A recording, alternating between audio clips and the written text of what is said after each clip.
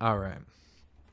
So, if that wasn't bad enough, we were talking about diseases earlier and this idea that they might use the medicine that they gave us, that they put inside of a lot of people. And, well, this is a little spooky. Israel, I said it, but planning an ethnic bomb as Saddam caves in. This was written a while back. And, I think I forgot to include this in my notes. Hopefully I remember to put it in the sources because I like giving you the sources. But this one's an interesting article. So, the Holy Land is working on a biological weapon that would harm Arabs, but not the Hyksos, according to the Holy Land military and Western intelligence sources. The weapon targeting victims by ethnic origin is seen as the Holy Land's response to Iraq's threat of chemical and biological attacks, as if that was a threat. The funny thing is they're funding their opposition. All this stuff is fake. Now, the Arabs don't like them being there. They really don't. They're really sick and tired of these people. But the opposition itself is controlled. And the thing is, if they can develop a biological weapon that could harm Arabs but not them, do you not think that they could make a weapon which could harm us but not them? That could harm the entire world? That could kill everybody? That is not them? Is that not a possibility from the psychopathic group of people? In developing their ethnobomb, the Holy Land scientists are trying to exploit medical advances by identifying distinctive genes carried by some Arabs, then create a genetically modified bacterium or virus. The gall of these people to actually publish this, to actually just state out, who in their right mind would not find this type of warfare repulsive and evil? To specifically target people genetically to kill them and wipe them out. This is the type of thing they would accuse us of, by the way. This is exactly what they are doing and what they want to do to us, that they might do to us. Oh yeah, I think they actually do try to yeah. Yeah, they try to mention the parallels between the genetic experiments of Joseph Mengele. Yeah. It's always been them. They've always been the ones doing this stuff, and then they want to blame us for it. No. Just I'm so sick of it. The ethnobomb claims to have been given further credence in Foreign Report, a Jane's publication that closely monitors security and defense matters.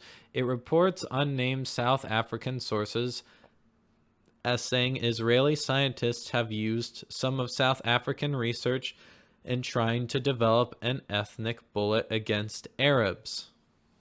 So, yeah. Looks like they likely stole the research. They never research or do anything themselves. They just take everybody else's work. I mean, even the story of it's Hiram Abiff, the Masonic legend. Even that, they had to steal information on this secret architecture from the Egyptians. So, now, this, if I'm correct, is basically the final part of the stream. I'm trying to think, because I really did want to show you guys that... I really wanted to show you guys the... what was it called? The lottery, but I don't think I'm going to have time to. I'm definitely going to get through these notes. I might toss it in as a bonus for next stream. So next stream, I'm not entirely sure what I'm going to do. I got an idea. There's 2 streams I want to do, but it's a toss-up. I'll probably throw it in as a bonus since we didn't get to it here.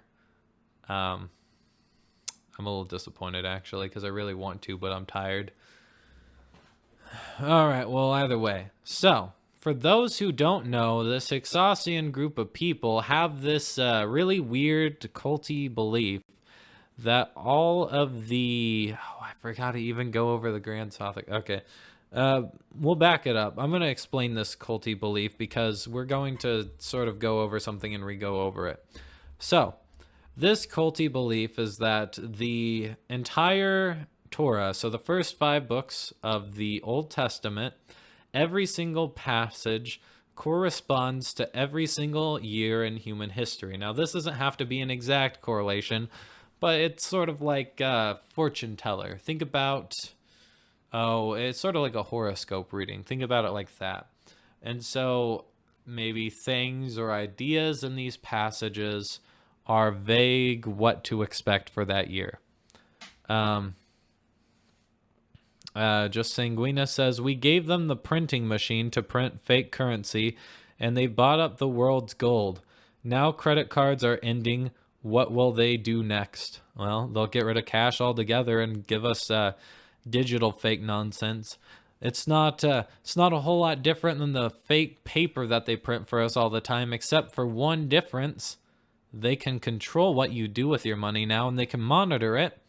And on top of that, once they initiate this digital currency, which, depending on how long we have left, might not last a while anyways, they actually stated that they plan on using this so that if you don't spend your money quick enough for their liking, they want to make sure you don't save anything up. If you don't spend it quick enough for their liking, they're going to tax it. They're going to tax it even more and take even more of your money.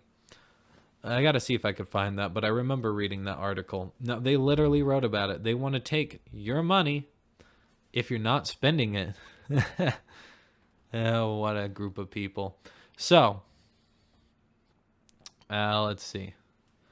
I'm going to go over the Grand Sothic cycle. I have that written out, so I'm just going to read it to you real quick. We'll get a good idea of what is going on and what their plans are. Because I think Silas has pretty much nailed it. I think he's pretty much nailed it with this idea of the Jubilee year.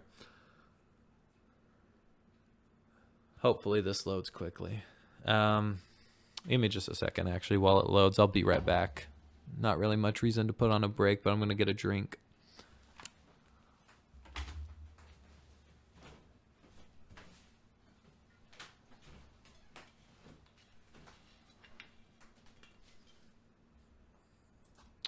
All right, so it's loading. Give it just a second. Yeah, I wish I would have thought to bring it up.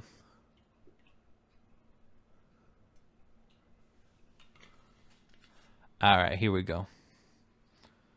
So it says, this is just a summary of what he did in his Grand Sothic cycle video. So like I said, check it out. It says the year 1995 to 1996 actually should have been the start of the 120th Yovel cycle. So that's every 7 sets of 7 years. So every 7 years, and then they have a Jubilee year. So Jubilee year would have been 1994 to 1995 with that reasoning. With that being said, what Silas assumes is that they probably would have started 9/11 around this point. I think that makes sense. I think that they were trying to engineer that. There was definitely predictions for a 9/11 type event similar to that around that time period. So, but for whatever reason, they didn't feel comfortable with pulling it off at that time. The first 4, like I said, the first 4 periods in that cycle are meant for destruction, whereas the next 3 set up a new system. So, with his interpretation, I added, I'll just tell you what I added to it. It's very small. 2000 to 2001, we had 9/11, the fall of the Masonic Twin Towers, just like their twin pillars. So just take into consideration, that's duality, 2 forces. That is Hyksosian, non-Hyksosian, male, female. everything is separate into two. And we have the War on Terror. In 2007 to 2008, we had so this is every 7 years, we had a global financial crisis in which on September 29th of 2008, the stock market dropped 777 points. That's a jackpot. They just jackpotted the stock market in front of your face. So, oh my God, these people, every single time, the more you look into it, the more ridiculous this all is, and the more ridiculous it sounds, to be honest. But this is the way it is.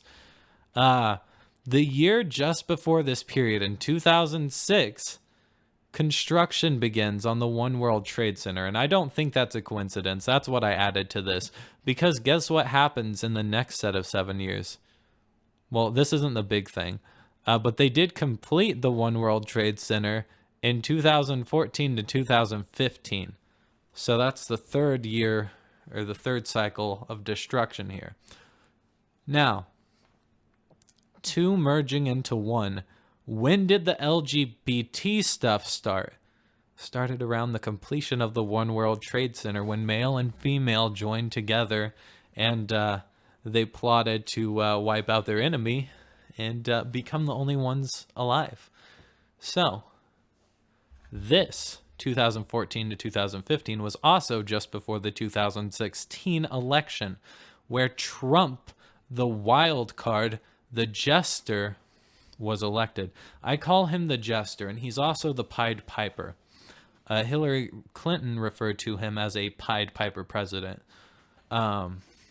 She also referred to Ted Cruz, and it's very generic, but I think she was trying to imply that he is the Pied Piper president, meaning he leads us off of the cliff like we are rats.